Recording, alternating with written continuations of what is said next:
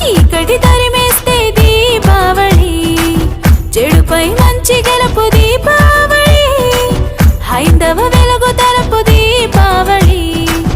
నరకాసురుని వధే దీపావళి, అయోధ్య రామరాగే దీపావళి, పాండవ వనవాస పూర్తి దీపావళి, కేదార గౌరీ వ్రతమే దీపావళి. తప్పు చేస్తే ఎవరైనా శిక్ష తప్పదు ఏమైనా, కన్న కొడుకే అయినా నరకుని చంపే సత్యభామ